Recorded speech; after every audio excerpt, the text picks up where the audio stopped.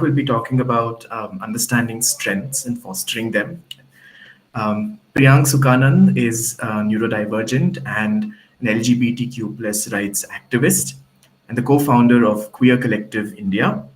Queer Collective India has been working on building a safe network of shelter spaces for victims of domestic violence, abuse, and discrimination within the LGBTQ community. Priyank has also been active in dealing with crisis and intervention cases in Bangalore and Hyderabad. As an entrepreneur, he revived his great great grandfather's bakery from 1888 and rebranded it as Bangalore Connection 1888 in 2018. He is currently the head of the Department of Food Sciences at LinguaPhil Skills Hub, a learning center for kids with special education needs like autism and dyslexia, or any child who prefers to learn differently. He's working on using his skill sets as a tool to empower all kinds of children who wish to look at food as a passion and profession. Thank you so much, Priyank, for joining in. We'd like to hear more from you. Over to you. Thank you, Chetan, and thank you everyone for showing up on a Sunday evening. I know it must be pretty exhausting, but yes, to sort of give you a little bit, and thanks for that introduction as well. Yes, I'm neurodivergent. I prefer using the word neurodivergent for multiple reasons. Particularly, I don't like the prefix that words get with dyslexia, for example, or disability, because I don't think it's about the lack of an ability. It's just that I work differently, or I'm wired differently. And that doesn't mean just because of the neurotypical world, which again, neurotypical of what's typical, and being compared with other typical people and saying that I'm lesser than what they are. I believe that my journey as a neurodivergent person has sort of aided the success, or has made me become a lot more happier and made me feel a lot more content with life. And of course, that journey wouldn't have started without any struggles or challenges. And I think there were a fair share of struggles and challenges, which I don't think I really faced more than what my parents did. So I did resonate a lot with what Shreya had to say in so many ways, that yes, my parents had to face a lot more criticism from the society than really that I had to face them. But also, I probably did, and I was just too young to recognize or realize what was really going on. So to just dive into a little bit of the history of my journey is I shifted 8 schools. When I look back, I don't have school friends because every time I actually made a friend, it was really time to say goodbye and leave. Apart from, of course, now with the internet and with like social media, that there is some form of reconnection, but it's not really the same kind that I would have had if I'd stayed in one school. I was at Bishop Cotton Boys School, and I think that was the longest stint that I was at. And I think it was 4th grade when they realized that, there was something really, really different, or in some ways at those days wrong. So my parents at that time assumed maybe it's the ICSE syllabus and said, okay, maybe we're going to switch him to CBSE.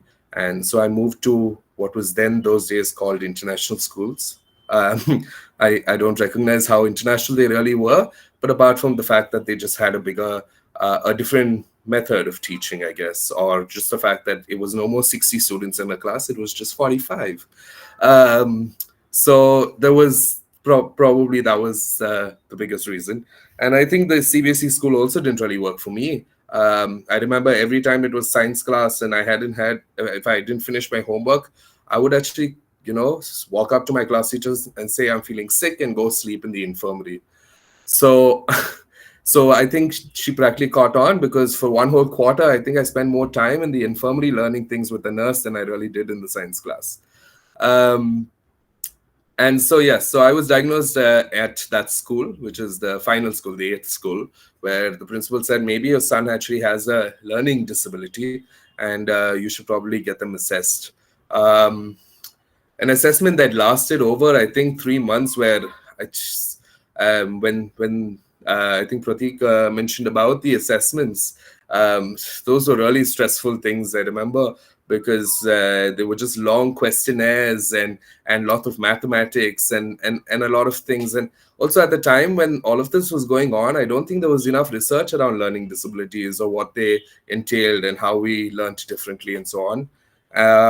And I joined Brindavan Education Trust, and I think that really took a huge turn for my life, huge change, because I felt I was a lot more valued and a lot more um, recognized and a lot more encouraged at Brindavan. And don't worry, this is not a promotional material for Brindavan, but I Brindavan really did change my life for the better. And it sort of brings me here to speak about how Vrindavan recognized my strengths, also allowed me to look within and find out what my real strengths were, and then foster them for the future and foster them to become, um, become make a career out of it in some ways, I guess. So yes, I had dysgraphia, I had dyslexia, dyscalculia. Um, it was very difficult because I still struggle with dysgraphia actually. If as a teacher, especially, I'm expected to be have like beautiful handwriting and be able to write diaries and things like that. And every time I think I write a comment in a diary, the first thing I feel is embarrassed. And even now, and then recognize that wait, there are different ways to sort of do this, right? I could have just used that. Um, but one of the things that I actually forgot to mention at Bishop Cotton's is why I left. What triggered it was my Hindi teacher took my book, and I think she wanted to show my parents, and so she was really forceful about it, and the book fell off her hand and on my parents, and so it was a really, it sort of was misstrued as as something that was aggressive on her end, and I think that was the last straw in the stack for my parents. Um, and So I think in some ways I'm very grateful for Cottons or Bishop Cottons, is because they really built my early age intervention on with my language skills. I really am grateful because I can speak well, and that's something that I look at as one of my biggest strengths. I may not be able to write really well. I may not be able to do essays and things like that, but or poetry or or Shakespeare or any of that, but I can communicate. And I think in today's world, that's all you practically need to really be able to do. We're not really going to take those poems and use it anywhere in our lives in the future, apart from rewriting our own stories in our own ways. um, at Brindavan, I think the chance that I really got to do is to recognize the fact that, okay, you know what, mathematics is a problem, but why what am I going to do by learning big sums and algebra, or even percentage, for an example, right? But instead we looked at learning functional math. And so now, even till date, even though I have a calculator on my phone, I will try and do that whatever calculation I need to do in my head, but through functional methods. And so sort of that really works in some ways for me. I had a big struggle, and I think in sometimes I still have struggle, is figuring out direction or left and right. And so there are ways that I sort of recognize and say, okay, you know what, let's do the march fast in your head, left, right, left. And then I'm just like, I'm reoriented towards which side I really need to go. And so, yes, there are those things. My biggest weaknesses, at least, or other things that I wasn't able to really keep up with, of course, was language. Um, I don't know how things really changed, but for someone who struggled with one language like Hindi, today I can speak six. So verbally, I'm able to speak them. But if you ask me to write any of them, I wouldn't know, because I really didn't need to learn. So when we say disability, are we really just recognizing the fact that there is a lack of ability, or is it the fact that we're ignoring the fact that maybe there's a lot more, and maybe we're wired differently to learn differently, to be able to survive, I guess, differently. Um, so soon after I graduated from Brindavan, actually, I decided I wanted to join the mainstream school. So I joined Christ University, which probably was the most strictest of them all. And I sort of enjoyed it because like I was telling another person who interviewed me a week ago too. I said I think there was in Christ University, people expect you to, especially if you're doing an arts course, the examiner on the other hand has a weighing scale next to them, right? It's based on the number of pages that you write more than the content that you're writing. There were many times that in most of my papers, I just realized that I had to fill up content because I didn't know the answer. Then I had to realize, okay, you know what? Let's just rewrite the entire answer all over again. Uh, my logic was that maybe the examiner is just going to get so fed up of the kind of language or the kind of content that I've written that eventually would just feel pity and give me marks to scrape through. Um, all through my especially the mainstream education that I had, the idea or the kind of goals or the aims that I set for myself was never to excel or never to to really show up and get a big grade and come back home and say, hey, I got 90% or I got 80% or so on. It was, for me, was to be able to not just scrape through, but to be able to have a realistic goal to achieve. And so I think those are goals that I really am grateful that I was able to pull through and be able to survive that. Um, Kinds of policies, of course, yes, there were some provisions that neurodivergent children or other kids with disabilities that were given in Karnataka when I was studying, at least. And so, of course, I had a language exemption.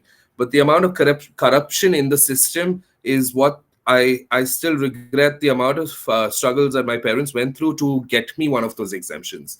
The system is really flawed. Sorry. Sorry. Sorry. So, yeah, so I mean, like, it's the system is so flawed that having one of those moments. So yeah, so the system's really flawed, and it's, I really wish things had changed now. I'm not aware of how things are now, but there is, of course, there is a lesser stress on the idea of putting our kids and our children to mainstream education like CBSE boards and ICC boards, which we already know are difficult for neurotypical people to get through when there are a lot more options out there today. Um, so when I got out of Christ and when I passed out of arts, I did subjects like history, economics, sociology, and political science, and English. I did not do a language, and I fared well. I mean, I don't remember what I did, but I remember I was pretty happy with it. I think more than being happy, I think I was great to get out of there. And I did apply to. I realized I wanted to focus on being a chef, and I applied to my culinary arts school in Hyderabad. And I did 3 years of culinary arts, and I think that's when I realized that a lot of the theories that I'd learned didn't really matter because I was owning a skill that I was really passionate about. And then when I went to do my masters in the UK, is when I realized the kind of provisions kids or students with learning disabilities and are given in a country like the UK, that I felt really bad. The fact that we wouldn't be able to access any of those kinds of provisions for ourselves in India.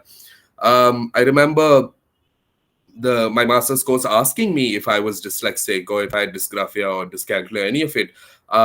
But in the form, I just checked them all down to say no. And I said I wanted to challenge myself to do this as what a neurotypical would do, because I sort of want to be able to say to myself that, hey, yes, these are things that you were diagnosed with. Yes, you learned differently, but I think you should also be able to learn differently for yourself. So, which meant the neurotypical way. I graduated with honors from my masters, and I'm very grateful for to be able to use that skill to do something that I really love. I revived my great great grandfather's bakery in Bangalore in 2018. We sort of survived for 5 years until the second wave of the pandemic, and so that's sort of one of the biggest accomplishments that I sort of feel I really did. Is one of the, as I said, one of the biggest strengths that I think I really have um, is my flair for communication, which I'm also very proud of. And I think I know some of my teachers are here, so I'm very grateful for them too, for really helping me, sort of excel in that skill. And that sort of really helped me sell my product really well, and it still does help me sell my product really well, or my skills really well, in any profession that I am in. Currently, I'm so inspired by, being I'm so inspired by the fact that I'm one of the few neurodivergent teachers teaching neurodivergent children, because I think it's so much more different when you sort of are on the inside, understanding someone who is within, the spectrum as well, because I think we're able to recognize the kinds of struggles and disparities we sort of have from within, than to be able to recognize it as a neurotypical person. No offense to some of the neurotypical teachers, I think y'all do a fantastic job, but there are certain things in lived experiences are so much more different than experience, or recognizing experiences from other children and so on, or from the work that y'all do. But I think the biggest challenge that I probably have as being a special educator is the patience. So, and in the last 2 years, I think I'm a lot more patient. I communicate even to my dog as though I'm talking to a special child.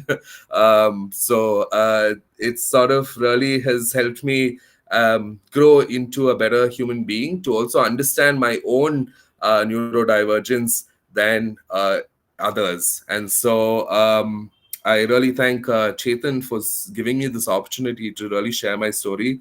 And I really would like to inspire a lot more neurodivergent children. So if anyone would like to want me to speak to their children, please do reach out. I would be happy to sort of discuss careers and things like that. So that's sort of the kind of advocacy that I want to really step into now. Thank you so much, Chetan, and everyone for listening. Thank you. Thanks, Priyank. Thank you so much for focusing on a couple of issues, important aspects. Especially started off with language around disability and how the shift to neurodivergence, and understanding your own strengths in terms of communication and baking and culinary arts as a skill. Now, that sort of really disrupts our traditional notions of just focusing on academics, right? That there are so many host of other things that one can do, not just the academics, but also communication as a skill, as a life skill, rather than academic reading or writing. And one of the things about setting realistic goals was something that's something that we'll have to all think about. And also for bringing out the I just system. want to add one particular thing that I sort of missed out is the fact that the stress on learning languages and how important they seem to be for in a world that we're in today. As someone who can't read any of those five languages except for English that I can't read or write or any of that, I live in a world today where I have I have a lens on my phone that I just have to scan any content and I'm able to translate it. We live in a world today where tech is so important and it's so vital to just making our lives a lot more easier to live. And I think instead of us trying to force the child to learn something that they're struggling with, we should just teach them how to use it better, use these technologies better. So yeah. Yeah, that's really wonderful. Thanks for bringing that point. Right. Thanks so much for taking your time off, Priyank, and sharing your experiences.